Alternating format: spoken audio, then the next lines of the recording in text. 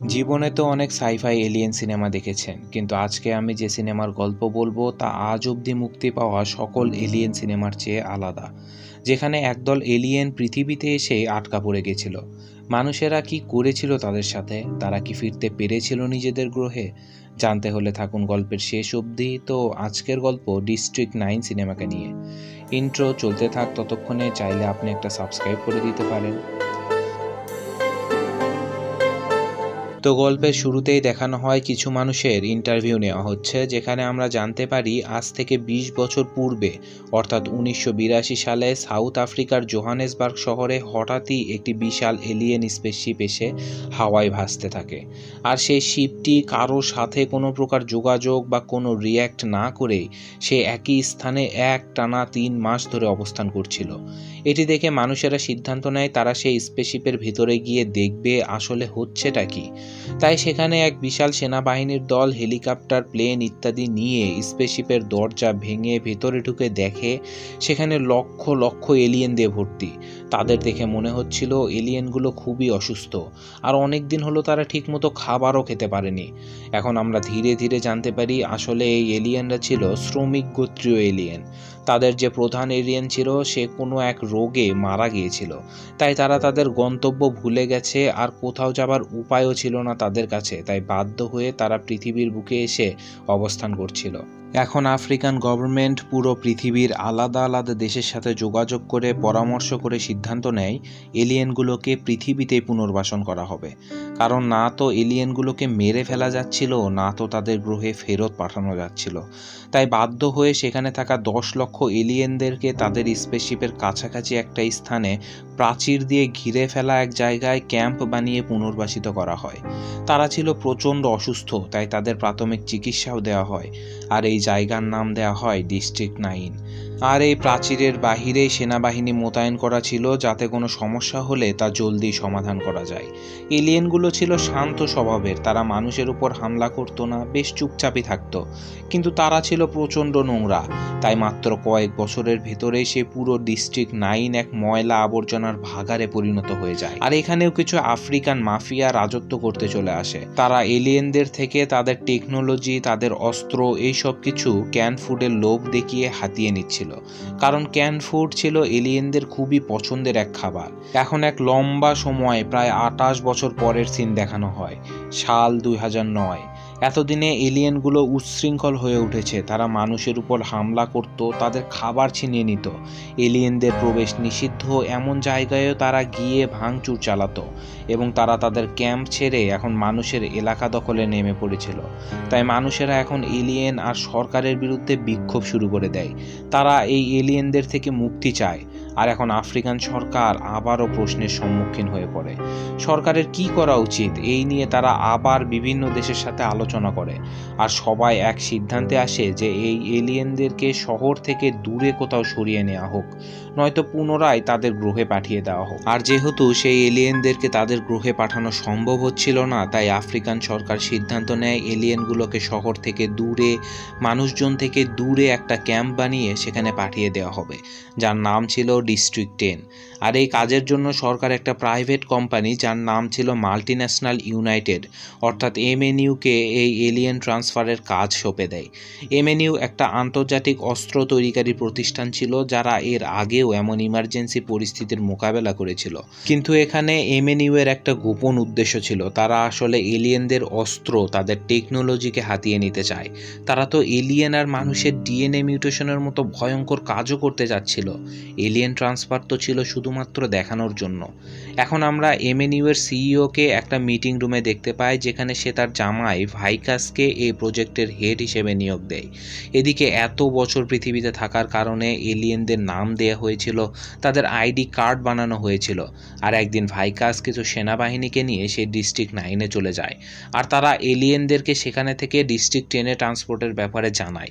যেসব এলিয়েন রাজি থাকে তারা একটা পেপারে স্বাক্ষর করে সম্মতি জানায়, আর আর যারা অসম্মত হয় তাদেরকে বন্দুক ঠেকিয়ে সেখান থেকে নিয়ে যাওয়া হয়। এখন এখানে আমরা ক্রিস্টোফার নামের এক এলিয়েন, তার বন্ধু পল আর ক্রিস্টোফারের বাচ্চা সিজে এদেরকে একটা ঘরে দেখতে পাই, যেখানে তারা কালো রঙের এক ধরনের তরল পরিষ্কার করে সেগুলোকে একটা বোতলে ভরে এক ধরনের পরীক্ষা নিরীক্ষা চালাচ্ছিল। আসলে এই তরলটি ছিল এই স্পেসশিপের জ্বালানি। ক্রিস্টোফারের এটি তৈরি করতে 20 বছর সময় লেগে গিয়েছিল। এদিকে ক্রিস্টোফার ঘরে না থাকার সময় সেই ঘরে ভাইকাস ঢুকে চেক করতে থাকে, আর এক পর্যায়ে ভাইকাস সেই পরীক্ষাগারে পৌঁছে যায়, আর সে এসব কিছু না জেনে বুঝেই সে তরল ভর্তি বোতল খুলতে যায়, আর সাথে সাথেই তরলগুলো ছিটকে ভাইকাসের চোখে মুখে লেগে যায়। তৎক্ষণাৎ ভাইকাস চোখ মুখ মুছে সেই তরলের বোতল সিল করে প্রমাণস্বরূপ নিয়ে যায়। কিন্তু এখানেই ঘটে যায় সেই দুর্ঘটনা যার ফলে ভাইকাসের পুরো জীবন বদলে যায়। এদিকে রাতে ভাইকাস বাড়িতে ফিরলে সে দেখতে পায় তার হাতের নখ খসে খসে পড়ে যাচ্ছে, তার দাঁত পড়ে যাচ্ছে। সে এসব কিছু দেখে প্রচণ্ড ভয় পেয়ে যায়, কিন্তু তখন তার বাড়িতে একটা সারপ্রাইজ পার্টি ছিল, আর সে পার্টিতে অ্যাটেন্ড করলে শরীরে অসুস্থতার কারণে সেখানেই জ্ঞান হারিয়ে ফেলে। তাকে সাথে সাথে হসপিটালাইজ করা হয়। আর এখানে দেখা যায় এক অদ্ভুত ঘটনা, কারণ এতক্ষণে ভাইকাসের শরীরের এক পাশ অর্থাৎ এক হাত সে এলিয়েনদের মতো হয়ে যাচ্ছিল। এখানে এমএনইউ এর বিজ্ঞানীরা চলে আসে। তারা তার উপর পরীক্ষা নিরীক্ষা করে বুঝতে পারে এলিয়েন আর মানুষের ডিএনএ এক হয়ে ভাইকাস এখন একটি হাইব্রিডে পরিণত হয়ে যাচ্ছে। তারা বুঝে যায় এখন তাহলে ভাইকাস এলিয়েনদের অ্যাডভান্স অস্ত্র অপারেট করতে পারবে। তাই ভাইকাসের লোভী শ্বশুর যখন এই খবর জানতে পারে, তখন সে ভাইকাসকে সাহায্য করার পরিবর্তে তার উপরে আরও এক ধরনের ওষুধ প্রয়োগ করে, যাতে ভাইকাস জলদি পুরোপুরি এলিয়েনদের মতো হয়ে যায় আর তাদের অস্ত্র পরীক্ষা করতে তাদের সাহায্য করতে পারে। কিন্তু ভাইকাস তাদের এমন ব্যবহার দেখে বুঝে যায় আসলে তারা তাকে ব্যবহার করে শুধুমাত্র নিজেদের স্বার্থ হাসিল করতে চায়, তাকে সাহায্য করার কোনো ইচ্ছেই নেই তাদের মাঝে। তাই ভাইকাস কোনো রকমে সেখান থেকে সবাইকে মেরে পালিয়ে চলে আসে ক্রিস্টোফারের কাছে। সে ক্রিস্টোফারের কাছে অনুরোধ করতে করতে বলে, আমাকে আগের মতো মানুষ বানিয়ে দাও দয়া করে, আমি তোমাদের মতো হতে চাই না। প্রথমে তো ক্রিস্টোফার ভাইকাসের কথায় রাজি হয় না, কিন্তু পরে সে এক শর্তে রাজি হয় যে যদি ভাইকাস সেদিনের সিল করে নিয়ে যাওয়া তরলের বোতলটি তাকে ফেরত দেয়, তাহলে সে ভাইকাসের শরীরে চড়া এই মিউটেশনকে বন্ধ করতে সাহায্য করবে। কারণ সেই মিউটেশনকে বন্ধ করতে হলে তাকে নিয়ে সে মাদারশিপে যেতে হবে। ভাইকাস বলে, আমি একজন মানুষ, আমি কিভাবে তোমাদের মাদারশিপে যেতে পারবো? তখন ক্রিস্টোফার তাকে তার এক সিক্রেট রুমে নিয়ে যায়, যে ঘরটি সে 28 বছর ধরে সবার থেকে লুকিয়ে রেখেছিল। এই ঘরটি ছিল তাদের ছোট একটি শাটল শিপ, যার ভেতরের টেকনোলজি দেখে ভাইকাস অবাক হয়ে ভাবে কিভাবে তারা এত কিছু লুকিয়ে রেখেছিল এত বছর ধরে। এখন ক্রিস্টোফার তাকে জানায়, তুমি যে তরলের বোতলটি নিয়ে গেছো সেটি আসলে আমাদের এই শাটল শিপের ফিউয়েল। তুমি ওটা আমাদেরকে দিয়ে দিলে আমরা আমাদের মাদারশিপে তোমাকে নিয়ে গিয়ে তোমার মিউটেশন বন্ধ করব, আর আমরাও আমাদের মাদারশিপ চালু করে আমাদের গ্রহে ফিরে যাব। এখন ভাইকাসের কাছে আর কোনো উপায় ছিল না ক্রিস্টোফারকে সাহায্য করা ছাড়া। কিন্তু সেই এমএনইউ এর অফিসে গিয়ে বোতলটি চুরি করতে হলে তাদের অনেক অস্ত্রের দরকার পড়বে। তাই অস্ত্র সংগ্রহ করতে ভাইকাস সেখানের এক আফ্রিকান মাফিয়ার কাছে যায়। কিন্তু এই মাফিয়া ছিল পুরোই সাইকোপ্যাথ। সে যখন বুঝতে পারে ভাইকাস আসলে এলিয়েন আর মানুষের মিশ্রণের এক হাইব্রিড, সে তখনই ভাইকাসের ইনফেক্টেড হার্টটি কেটে খেয়ে ফেলতে চায়, কারণ সে নিজেই এলিয়েনদের মতো হয়ে যেতে চায়। কিন্তু ভাইকাস সেখান থেকে কোনো রকমে কিছু অস্ত্র নিয়ে পালিয়ে আসতে সক্ষম হয়। এখন ভাইকাস আর ক্রিস্টোফার মিলে এমএনইউ এর অফিসে হামলা করে। তারা সেখানে থাকা সে তরলের বোতলটিও উদ্ধার করে ফেলে। কিন্তু এখানে সেই এলিয়েন পরীক্ষাগারে ক্রিস্টোফার পৌঁছে যায়, আর সে সেখানে এক ভয়ঙ্কর অবস্থা দেখে ফেলে। আসলে সেই পরীক্ষাগারে এলিয়েনদেরকে কেটে ছিঁড়ে বিভিন্নভাবে রিসার্চ করা হতো, আর সে সেখানে তার বন্ধু পলেরও কাটা ছেঁড়া মৃতদেহ দেখতে পায়। এসব কিছু দেখে ক্রিস্টোফার প্রচণ্ড রেগে যায়, কিন্তু রাগ কোনো রকমে কমিয়ে তারা দুজনেই এখন ডিস্ট্রিক্ট 9-এ সেই শাটল শিপের মাঝে ফিরে আসে। কিন্তু এখানে এসে ক্রিস্টোফার একাই সেই ফিউয়েল দিয়ে শাটল শিপ চালু করে মাদার শিপে চলে যেতে চায়। আর সে ভাইকাসকে বলে, আমি তোমাকে কোনো সাহায্য করতে পারবো না, আসলে আমি নিজেও জানি না কিভাবে এই মিউটেশন বন্ধ করতে হয়। আমি আগে আমাদের গ্রহে ফিরে যাই, সেখানে গিয়ে এই মিউটেশন বন্ধের ব্যাপারে শিখে আবার ফিরে আসবো তোমাকে সুস্থ করার জন্য, কিন্তু এর জন্য 3 বছর সময় লাগবে। এটি শুনে ভাইকাস রেগে যেন পাগল হয়ে যায়। সে সেখানে ক্রিস্টোফারকে মেরে সেই শাটল শিপ একাই চালু করে এবং মাদারশিপের দিকে যেতে থাকে। কিন্তু সেখানে থাকা সেনাবাহিনীর মিসাইল এসে সেই শাটল শিপকে ভূপতিত করে ফেলে, আর সেনাবাহিনী ভাইকাস আর ক্রিস্টোফারকে সেখান থেকে গ্রেফতার করে নিয়ে যেতে থাকে। কিন্তু তখনই সেখানে মাফিয়ারা সেনাবাহিনীর উপর হামলা করে আর তারা সেখান থেকে ভাইকাসকে কিডন্যাপ করে নিয়ে যায়, কারণ তারা নিজেরাই ভাইকাসের শরীর কেটে তা খেয়ে এলিয়েনে পরিণত হতে চায়। কিন্তু সৌভাগ্যবশত সেই শাটল শিপের ভেতরে ক্রিস্টোফারের ছোট্ট ছেলে সিজে এই ধ্বংসলীলার পরেও লুকিয়ে বেঁচেছিল, আর সে রিমোটলি সেই শাটল শিপ থেকে তাদের মাদারশিপকে অ্যাক্টিভ করে দেয়। আর এর পরপরই সেই মাদারশিপ থেকে এক ধরনের সিগন্যাল সেখানে থাকা সকল এলিয়েনদের কাছে পৌঁছে যায়। এদিকে সেই শিপে থাকা একটি হাইটেক রোবটকে সিজে অ্যাক্টিভেট করে ফেলে এবং সেখানে থাকা সকল মাফিয়াদেরকে মেরে ফেলে। এখন ভাইকাস মাফিয়াদের থেকে ছাড়া পেলে সে দেখে সেই রোবটটি অটোমেটিক কন্ট্রোল হয়, তাই ভাইকাস নিজেই সে রোবটের ভিতরে ঢুকে সেটিকে অপারেট করতে থাকে। এখন ভাইকাস সেই রোবটকে নিয়ে এখানে থাকা এমএনইউয়ের সেনাবাহিনীদেরকে মেরে ক্রিস্টোফারকে বাঁচাতে থাকে। আর এক পর্যায়ে ভাইকাস ক্রিস্টোফারকে মাদারশিপে পাঠিয়ে দিয়ে একাই সেখানে এমএনইউয়ের সেনাদেরকে প্রতিহত করতে থাকে।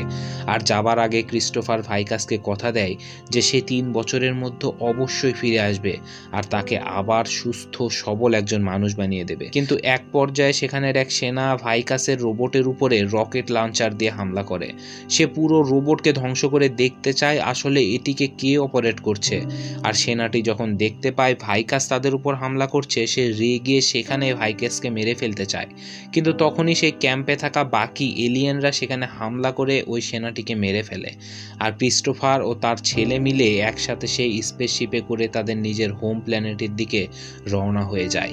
নিচে হাজার হাজার লোকের সমাগম হয়, কারণ 28 বছর পর সেই স্পেসশিপের প্রস্থান এই প্রথম তারা দেখতে পারলো। আর পেছনে এক বুক আশা নিয়ে ভাইকাস চেয়ে থাকে হয়তো একদিন ক্রিস্টোফার ফিরে আসবে আর তাকে আবার একজন সুস্থ সবল মানুষ বানিয়ে দেবে। এদিকে ভাইকাসের সাথের কর্মচারীরা এমএনইউ এর এসব অবৈধ এলিয়েন অস্ত্র পাচারের সকল তথ্য ফাঁস করে দেয়, যার ফলে এমএনইউ বন্ধ হয়ে যায়। আর এদিকে পৃথিবীতে থাকা 10 লাখ এলিয়েন এখন 25 লাখে পরিণত হয়ে গেছে। তাদের সবাইকে সেই নতুন ক্যাম্প ডিস্ট্রিক্ট 10-এ ট্রান্সফার করা হয়েছিল। সবই ঠিক হয়ে গিয়েছিল, শুধু ভাইকাসের আর কোনো খবর পাওয়া যাচ্ছিল না। সে কি বেঁচে আছে নাকি মারা গেছে তাও কেউ জানতো না। বিভিন্ন মানুষ বিভিন্ন রকম কথা বলতো। কেউ বলতো ভাইকাস হয়তো সেই মাদারশিপে করে এলিয়েনদের সাথে চলে গেছে, কেউ বলতো ভাইকাসকে হয়তো এমএনইউ এর লোকেরা ধরে ফেলেছে। কিন্তু শেষমেশ একদিন ভাইকাসের স্ত্রী একটি ইন্টারভিউতে বলে, আমি রোজ আমার দরজার বাহিরে মেটালের তৈরি ফুল পড়ে থাকতে দেখি, যেগুলো অনেক আগে ভাইকাস আমার জন্য বানাতো। আমি জানি না এটা কে করেছে, জানি না এটা ভাইকাস কিনা। আর এখন আমরা দেখতে পাই একটা এলিয়েন যে কিনা বসে বসে বিভিন্ন ভাঙাচোরা মেটাল দিয়ে ফুল বানাচ্ছিল। অর্থাৎ এটি ছিল ভাইকাস, যে এখন পুরোপুরি এলিয়েন বনে গিয়েছিল আর অপেক্ষা করছিল ক্রিস্টোফারের ফিরে আসার, অপেক্ষা করছিল নিজে একজন সুস্থ সবল মানুষ হয়ে ঘরে ফেরার। গল্পটার সিনেমাটোগ্রাফি এত সুন্দর ছিল যে আপনার মনেই হবে না এটা কোনো সিনেমা, মনে হবে যেন কোনো বাস্তব ঘটনার কেউ ভিডিও ধারণ করে আপনাকে দেখাচ্ছে। আশা করি আজকের গল্পটা আপনাদের ভালো লেগেছে। আল্লাহ হাফেজ।